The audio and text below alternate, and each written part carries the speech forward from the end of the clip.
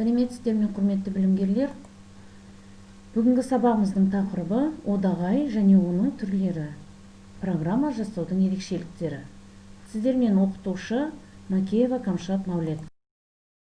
Бүгінгі сабақтың білімді бағалау жүйесі төмендегідей. Сабаққа қатысу 1 балл, белсенділігі 1 балл, өзін-өзі тексеру сұрақтары 1 балл, сабақ бойынша өз пікірін айтуы 1 балл және үй тапсырмасының орындалуы 1 балмен бағаланатын болады. Бүгінгі сабақтың мақсаты одағай сөздер туралы түсінік алып, олардың қазақ тілінде қолдану ерекшелігін ұғыну. Жаңа сабаққа көшпес бұрын біз өткен сабағымызды есімізге түсіріп, үй тапсырмасын тексеріп алайық. Үй тапсырмасын біз алма ағашы деген әдіс арқылы тексеретін боламыз. Яғни алма ағашының бойына ілінген алмадағы сұрақтарға жауап беруіміз керек. Бірінші сұрақ: шылаулар бір-бірімен қалай байланысады? Яғни шылаулар бір-бірімен жалғаулықтар арқылы байланыса ма, жалғаулықсыз байланыса ма, немесе қандай тыныс белгілері арқылы байланысады? Міне осы жайында ойланып көрейік. Келесі сұрақ: сөз таптарын атаңыз. Сөз таптарын есімізге түсіріп атап көрейік. Қазақ тілінде 9 сөз табы бар. Оның бірі шылау. Міне осыларды есімізге түсірейік. Келесі сұрақ: бірыңғай мүшелерді табыңыз. Берілген сөйлемнен бірыңғай мүшелерді тауып көрейік. Осы үйлердің жазы қысы, күні түні, есігі ашық. Біз білеміз, бірыңғай мүшелер бір сұраққа жауап береді. Осы сөйлемнен бірыңғай мүшелері қайсысы деп ойлайсыздар? Тауып көріңіздер. Келесі тапсырма: фонетика саласы нені зерттейді? Фонетика дегеніміз қандай сала? Және нені зерттейді? Ойланып көрейікші. Мысалы, егерде дыбыстар болса, әріптер болса, оны қай сала зерттеуші еді? Әрине, фонетика саласы зерттейді, жақсы. Тағы да нені зерттейді? Жақсы. Аударыңыз дейді. Яғни мына берілген сөйлемді орыс тіліне аударамыз. Есік, терезе ашық қалып, үй іші суып кетті. Орыс тіліне аударып көріңіздер. Есік, терезе ашық қалып, үй іші суып кетті. Жақсы. Келесі тапсырма: кинотеатрда деген сөзге диалог құрастырыңыз. Сіз кинотеатрға бардыңыз делік, сол жерде досыңызды, құрбыңызды, немесе жолдасыңызды көріп қалдыңыз, және осы жерге келгенде сіз осы кинотеатрда тақырыбы жайында диалог құрастырып көріңіз.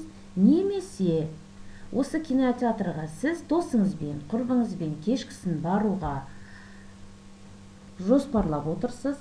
Сол жайында сіз диалог құрастыруыңызға да болады. Немесе сіз кинотеатрға барып келгеннен кейін осы досыңызбен, жолдасыңызбен кинотеатрда сіз не көрдіңіз, қандай әсер алдыңыз, осы жайында диалог құрастыруыңызға болады. Жақсы. Кинотеатрда деген сөзге диалог құрастырсақ, біз бүгінгі жаңа сабағымызға көшейік. Жаңа сабағымызға көшпес бұрын біз сөз таптарымен танысып өтейік. Біз басында айттық, сөз табы бізде 9. Оның бірі зат есім, есімдік, сан есім, сын есім, етістік, өстеу, шылау, еліктеу, және де бүгінгі біздің танысатын сөз табының бірі одағай.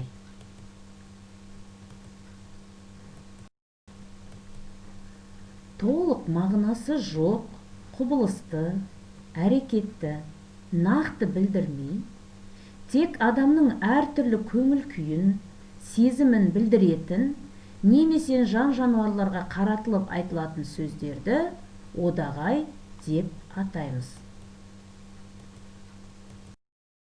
Одағайдың 3 түрі бар, мағыналық 3 түрі бар. Ол, яғни бірінші көңіл күй одағайы, жекіру одағайы және де шақыру одағайы. Көңіл күй одағайы дегеніміз таңырқау, қуану, шаттану, ұнату, немесе ренжу, өкіну, тағы да басқа көңіл күй сезімдерін білдіреді. Мысалы, пай-пай, таңырқап тұр, ойбай, алақай, қуанып тұр, ах, ту, ох деген сөздер осы көңіл күй одағайына жатады. Келесі жекіру одағайы: ұрсу, жекіру, тыйым салу, бұйыру мәнді білдіреді. Мысалы, тәйт, жә, тағы басқа сөздер жатады. Және де үшінші түрі шақыру одағайы: мал, ит, аң, құсты шақыру немесе оларды қуалауға байланысты мәнді білдіреді. Мысалы, құрау-құрау, шөре-шөре, көз-көз, кә-кә. Мысалға, біз кә-кә деп итті шақырамыз, немесе құрау-құрау деп жылқыны немесе құлынды шақырамыз. Бұл, яғни, аң, құсты шақыруға байланысты айтылатын сөздерді біз шақыру одағайы дейміз. Мысалдар келтіретін болсақ, алақай, мен мектепке барамын. Бұл жерде одағай қайсы деп ойлайсыздар? Әрине, қуанышты білдіріп тұрған көңіл күй одағайы алақай. Келесі жә, жетер енді. Бұл жерде одағай сөз жә. Яғни, бұл қандай одағай деп ойлайсыздар? Жекіру одағайы. Келесі кә-кә, сақ-құлақ. Бұл қандай одағай деп ойлайсыздар?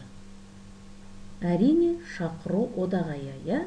Біз жаңа айтып өткенбіз, мал, құсты, аңды шақыруға немесе қуалауға байланысты айтылатын сөздер деп. Бұл жерде біз күшігімізді немесе итті шақыруға айтылып тұр, қаратылып. Кә-кә, сақ-құлақ деп. Бұл шақыру. Жақсы, олай болатын болса, одағайға байланысты қойылатын тыныс белгілерімен танысып өтейік.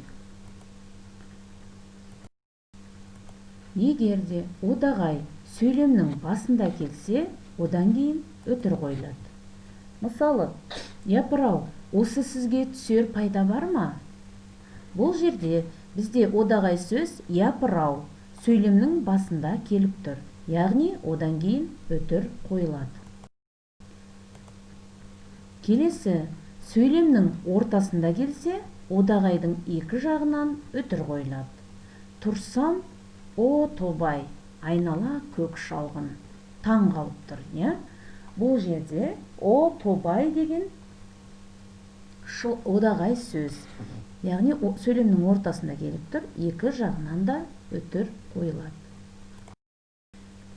Келесі, егерде одағай сөз сөйлемнің соңында келсе, онда оның алдынан өтір қойылады. Мысал үшін, мұны бастаған кім? Деп тұр, яғни жекіру одағайы.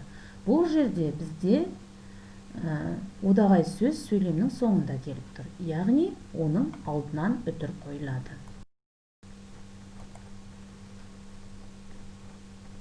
Енді тыныс белгілеріне және емлесіне тыныс белгілеріне тоқталып, енді емлесіне де тоқтала кететін болсақ, қайталанып айтылған одағайлар дефис арқылы жазылады екен. Мысал үшін, құрау-құрау, пай-пай, шөре-шөре. Өздеріңіз байқап отырсыздар, одағай сөздер қайталанып айтылып тұр. Яғни, олардың арасына дефис қойылып жазылады. Келесі, одағай ерекше көтеріңкі дауыспен айтылса, одағайдан кейін леп белгісі қойылады. Мысал үшін, бәрекелді, нағыз жігіт екен. Яғни, таң қалып тұр, бәрекелді, нағыз жігіт екен. Яғни, көтеріңкі дауыспен айтылып тұр, онда оның соңына леп белгісі қойылады. Енді, яғни біз одағайдың түрлерімен таныстық, одағайдың не екенімен таныстық, және де оның тыныс белгілері емлесімен танысып өттік. Енді сабағымызды бекіту үшін мына мәтінге көңіл аударып, осы мәтіннен одағай сөздерді тауып көрейік. Жә, тоқтат енді. Бүйтіп айтқан жар-жарым құрсын. Бұл жерде одағай сөз қайсысы деп ойлайсыздар? Әрине, жә деген сөз, сөйлемнің басында келіп тұр. Яғни, осы сөйлемнің басында келген одағайдан кейін өтірік қойылып тұр. Ойпырмай, мынау не пәле болып кетті? Бұл жерде одағай сөз қайсысы деп ойлайсыздар? Ойпырмай. Сөйлемнің басында келіп тұр, өтірік қойылып тұр. Бәрекелді, өзіңді момын деп жүрсем, ыстығың бетіңде екен ғой. Бұл жерде одағай сөз қайсысы? Тауып көріңіздер, ойланамыз. Тапсаңыздар, келесі соңғы сөйлем. Қойсаңызшы, ана, япырай. Бұл жерде әрине сөйлемнің соңында келіп тұр, япырай деген сөз, Яғни, сөйлемнің соңында келген себептен алдынан үтір қойылады, және сөйлем көтеріңкі дауыспен айтылып тұр, сол себепті сөйлемнен кейін леп белгісі қойылып тұр. Жақсы. Енді біз бүгінгі сабағымызда одағаймен таныстық, одағай туралы мәліметтер алдық. Енді сабағымызды қорытындылап көріп, жетелеме сұрақтар арқылы сұрақтарға жауап беріп көрейік. Одағай дегеніміз не? Өткен сабағымыз бойынша естеріңізге түсіріңіздер. Одағай мағынасына қарай қалай бөлінеді? Біз оны айттық, 3 түрге бөлінеді деп. Сол түрлерін ойластырып көріңіздер, ойлап көріңіздер. Одағайдың қандай тыныс белгілері бар? Онымен де таныстық, қалай қойылады, қай жерде одағай кездессе, тыныс белгілері қалай қойылады? Міне осы жайында да біз танысқан болатынбыз. Міне ойлап көріңіздер. Және де 4-ші соңғы сұрақ, жекіру одағайларды атаңыз дейді. Қандай жекіру одағайларын білесіздер? Естеріңізге түсіріп көріңіздер. Бірінші, мысал үшін, жә дейтін болсақ, бұл жекіру одағайы. Жақсы. Енді келесі кезекте бізде үйге тапсырма. Қаңбақ шал ертегісі. Бұл ертегіні оқисыздар. Дәптерлеріңізге жазасыздар.